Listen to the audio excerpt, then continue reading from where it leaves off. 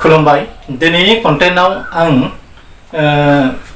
आथिखालाव क'क्राझार लकसभा समष्टिनि एमपि थामिनबा नबकुमार सरनियानि राजनीति केरियारा आथिखालाव खोमसि लामानि फैसालियाव सफैगासिनो दङ।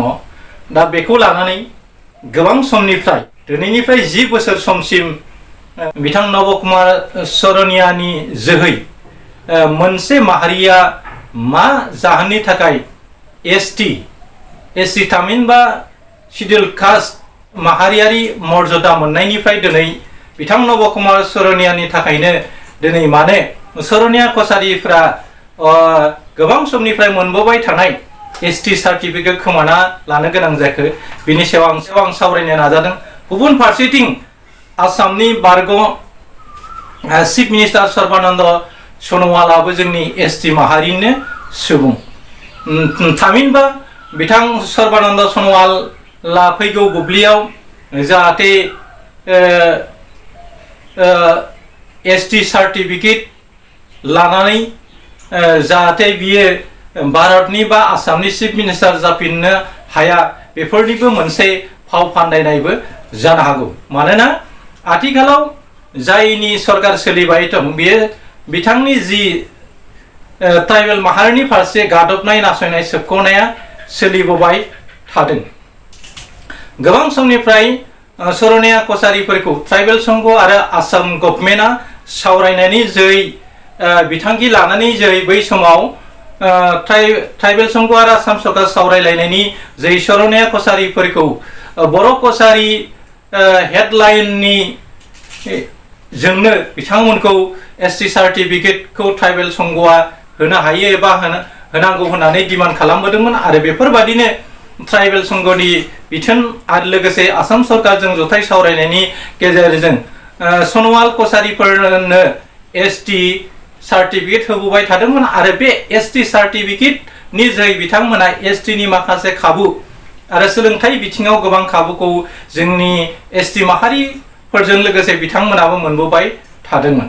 नाथाय आथिखालाव क'क्राझार लकसभा समष्टिनि एमपि सरनिया कसारिया गावखौनो बर' कसारि फोलेरनि सासे सुबुं आरो बिथाङा बर'नि थै आरो गोलोमदै दं होननानै बुंफ्लाना लाफ्लानानै बिथांनि एसटी सार्टिफिकेटनि सायाव सिबिआइ तदन्त खालामनायनि जोहै क्लियारिफिकेसन जाजोब्बाय आरो गुवाहाटी हाइकर्टआ बावैसो बिथोन जारि खालामनानै बिथां नबकुमार सरनियानि जि एसटी सार्टिफिकेट एबा कास्ट सार्टिफिकेट बेखौ नंखाय होननानै फोरमान जाबाय आरो बिनि जोहैनो क'क्राझार लकसभा समष्टिनि बिथां नबकुमार सरनियानि राजखान्थियारि खैसार सानाय एबा बर' माहारिखौ अबर' मुंनि मोनसे माहारि दानानै बिटिसि ओनसोलाव थानाय माखासे नन बड' सुबुंफोरखौ बर'फोरनि राजखान्थि फारसे गेलेमनो होयि मोनसे राजखान्थि खैसारि दानानै बिथाङा उल्फानिफ्राय फैनानै आखाइ दैखाङाबासिनो बिथाङा क'क्राझार लकसभा समष्टियाव नकलि एसटी सार्टिफिकेट लानानै बिथाङा खेबनै एमपिनि मासियाव जिरायबाय। नाथाय जोंनि बर' माहारिनि गेजेराव बिथां नबकुमार सरनियानि एगेन्स्टै रावबो बै समाव गोख्रों भाबै बिथांनि सायाव नेसेसिटि एक्सन लानायखौ जों नुनो मोनाखैमोन। नाथाय सासे सुबुं जाय सासे ससियेल वर्काररा लोगोसेयावनो बिथां दावराव देख्रेब नार्जारि बड'लेण्ड जनजाति सुरक्षा मंचनि आफादगिरि बिथांमोनाबो बिथांनि एसटी सार्टिफिकेटनि सायाव गोबां खोथा दान्थे बिदान्थे खालामबोबाय थादोंमोनब्लाबो जोंनि बिटिसि सरकारनि गादियाव एबा गाहाय मासियाव जिरायनाय बिथां हाग्रामा महिलारि आरो प्रमद बर' मोनखौ बिनि सायाव जेबो नेसेसिटि एक्सन लानायखौ थामहिनबा बिनि सायाव खेंफोरथि होनायखौ जों नुबोआखैमोन। जायखौ बिपिएफनि दैदेनगिरिफ्रा मावनो हायाखै, जायखौ आथिखालनि इउपिपिएलनि दैदेनगिरि गोरा ब्रह्ममोन, प्रमद बर'मोन आरो बिथांजों लोगोसेयाव थानाय बासिख्ल' दैदेनगिरिफ्रा जायखौ मावनो हायाखैमोन बेखौ बिथां जनकलाल बसुमतारी गुवाहाटी हाइकर्टआव गाव हारसिङैनो नबकुमार सरनियानि सार्टिफिकेटनि सायाव चेलेन्ज नांनानै बिथाङा हाइकर्टआव केस होदोंमोन। बे हाइकर्टआव केस होनाया दिनै मोगथां महर मोनबाय आरो बिनि जोहै थाबैनो नबकुमार सरनियाखौ हमनानै बिथांखौ जेलाव सोनायनि हाबाफारियाबो फारि फारि जालांसिगोन आरो बेनिफ्रायनो जों बर' हारिखौ खैफोद हांखो फारसे दैखांलांनानै बर' आरो बर' राजनिति खालामनानै बिटिसि ओनसोलाव दानलाय सुलाय आरो गावजों गाव इनाय उदखार खालामलायनाय थासारिखौ बिथां नबकुमार सरनिया गं गोनां जुनार बायदि उख्राय उख्राय बिथाङा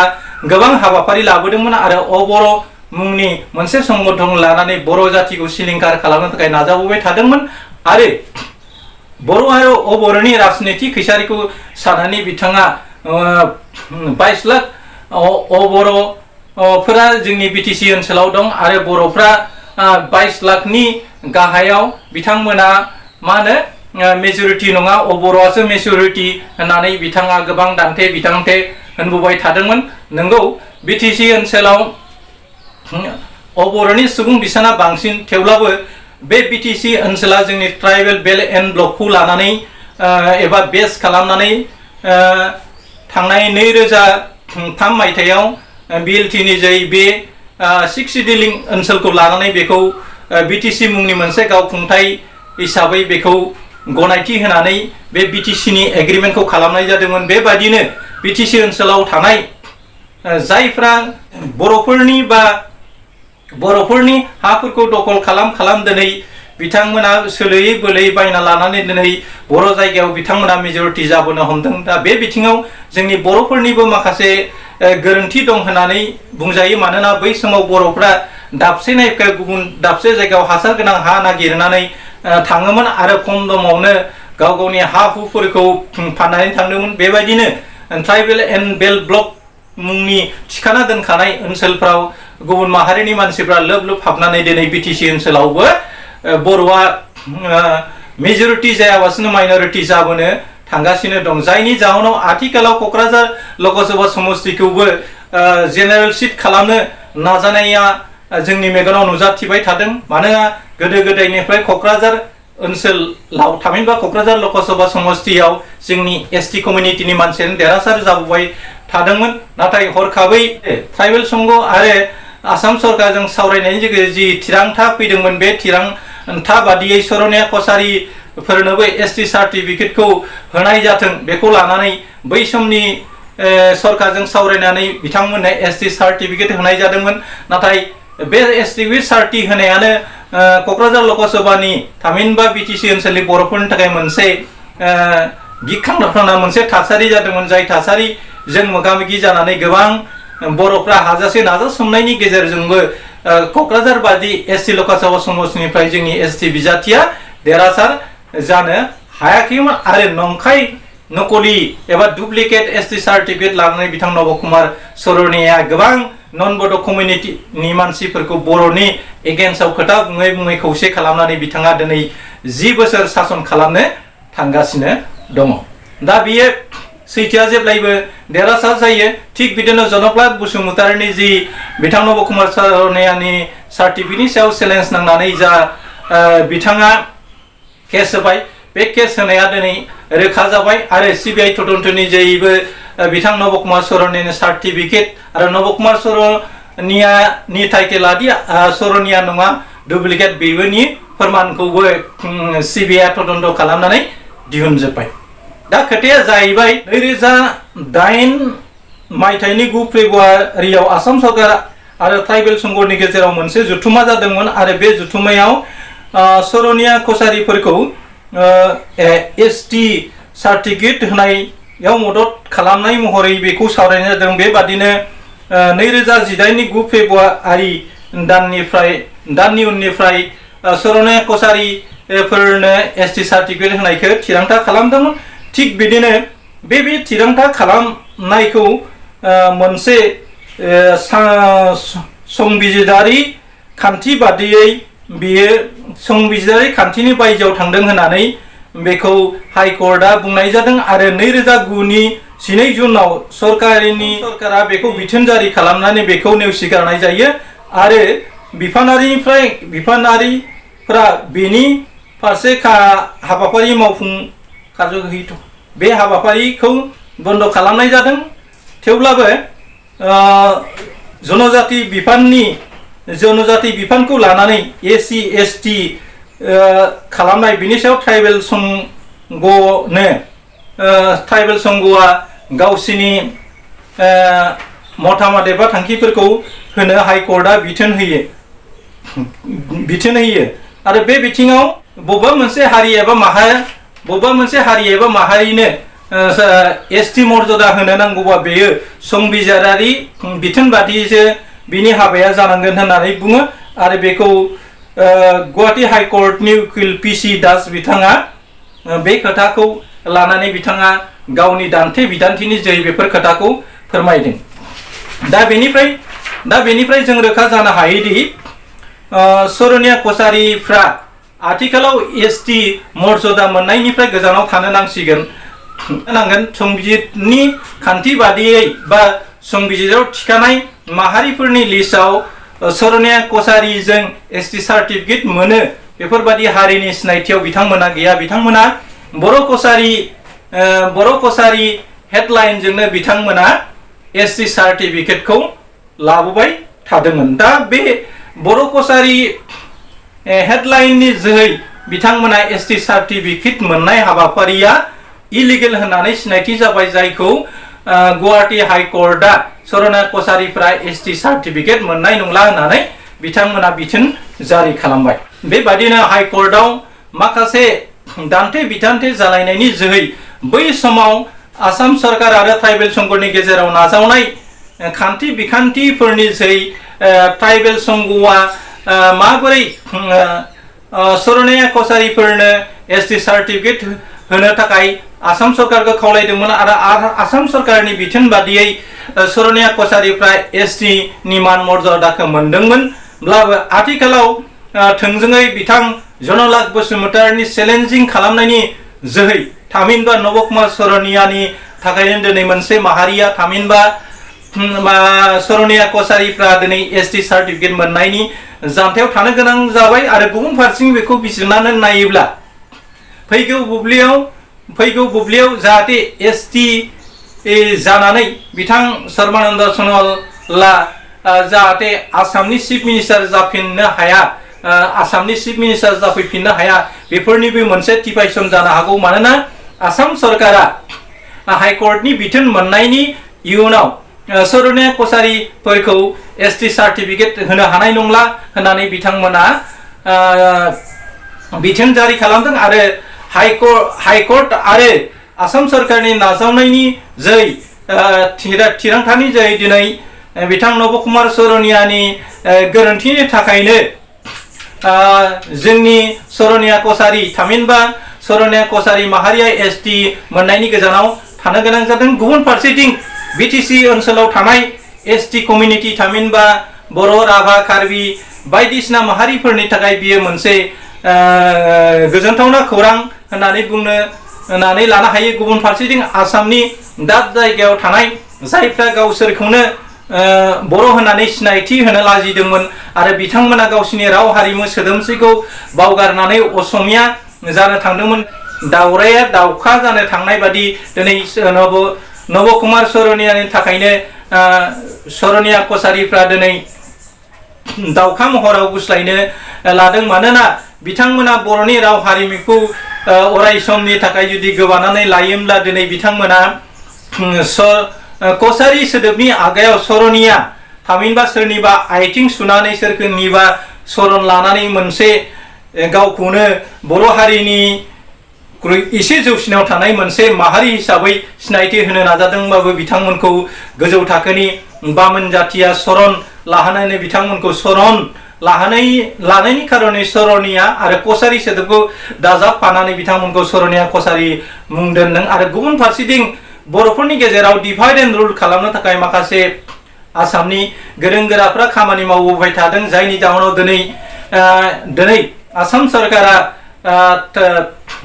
सरकारा बिथां जनकलाल बसुमतारीनि जि केस होनायनि जोहै नबकुमार सरनियानि सार्टिफिकेटआ नंखायखा आरो नबकुमार सरनियानि उपाधियाबो सरनिया नङा, बिथाङा नंखाय सरनिया टाइटेल लानानै बिथाङा एसटि सार्टिफिकेटखौ ट्राइबेल संघनिफ्राय लानाय जादोंमोन आरो बे लानायनि सायाव गोबां दान्थे बिदान्थे जाबोबाय थादोंमोन। दिनै 10 बोसोरानो खेबनै बिथाङा एमपि जाबाय। बे खेबनै एमपि जानाय समसिमहालागैबो बर'नि दुलाराय बर' फरायसा आफादखौनो होन आबोबखौनो होन बा अल आसाम ट्राइबेल संघखौनो होन आरो गुबुन गुबुन ट्राइबेल अर्गेनाइजेशनफ्राबो बिथां नबकुमार सर'नियानि एगेन्स्टआव केस फाइल खालामाखैमोन। बिथां जनकलाल बसुमतारिया बे नबकुमार सर'नियानि जि गावखौनो लानानै बिटिसि ओनसोलनि सासे हिर' महरै दिन्थिबोबाय थानानै बर'फोरखौ जाबादि नासयनाय सोबख'नाय